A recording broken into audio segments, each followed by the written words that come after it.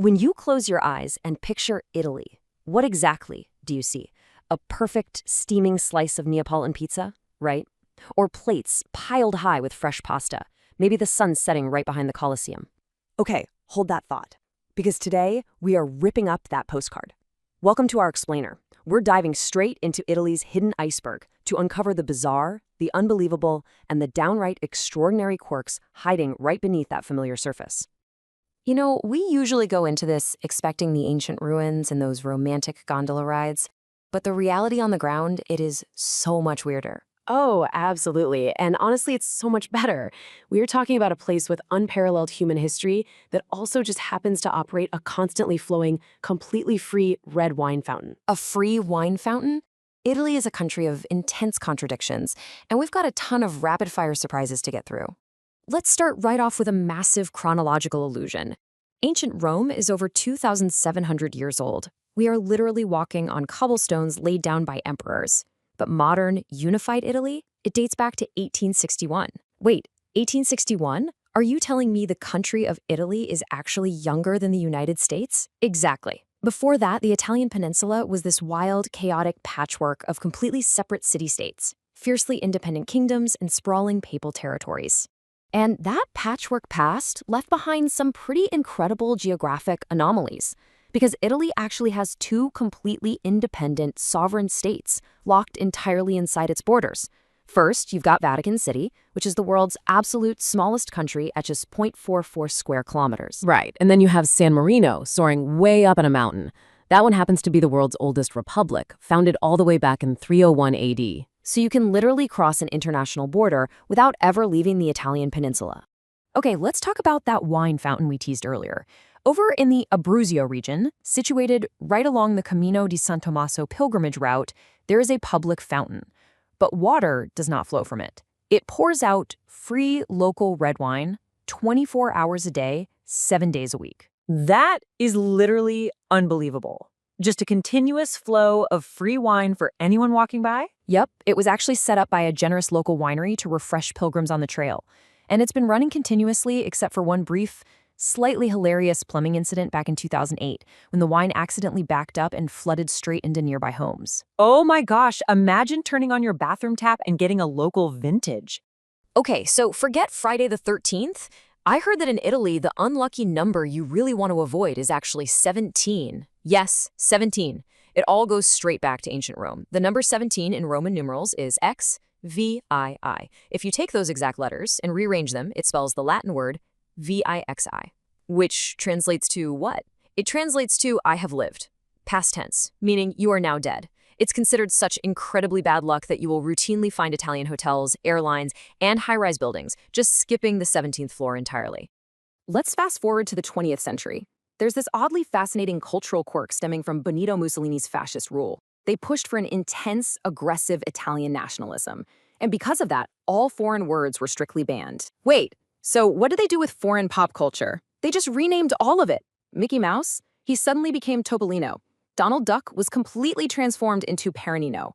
They even went after sports, changing the universally understood English word goal in football to the Italian word meta.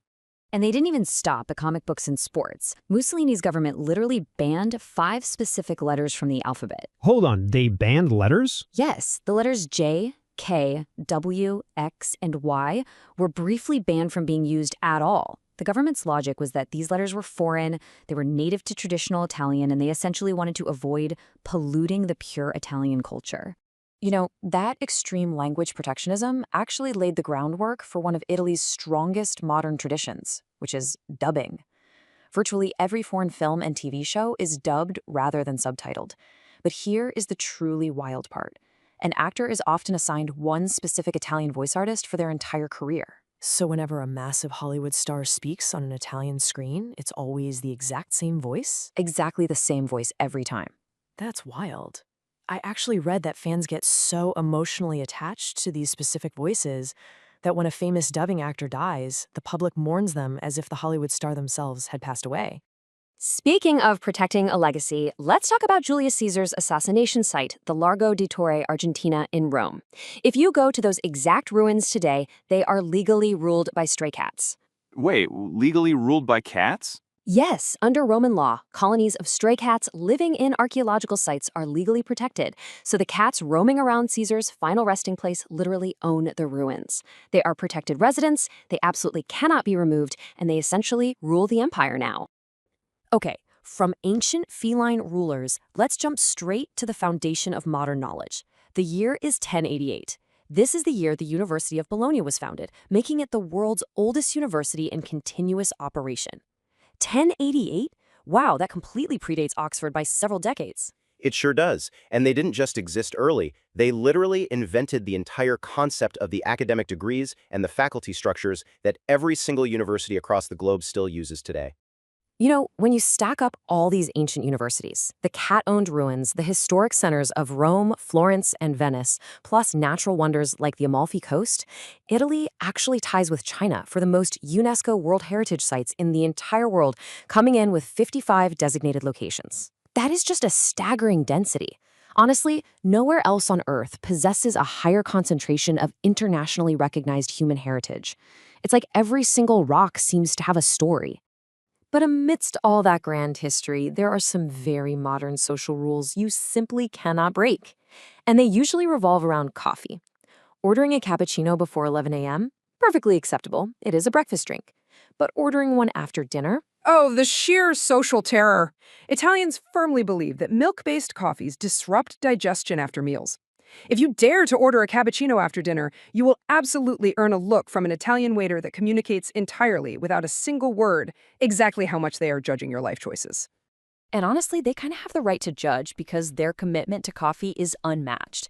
Just look at this number, 14 billion. That is the staggering number of espressos consumed in Italy every single year. 14 billion. That is intense. It is the fuel.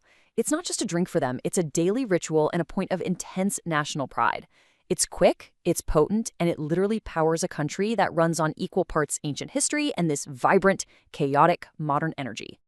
So, we started this explainer by tearing up the postcard, and we've journeyed from a nation younger than America through cities harboring completely separate countries, past the 24-hour free wine fountain, all the way to stray cats ruling Roman ruins.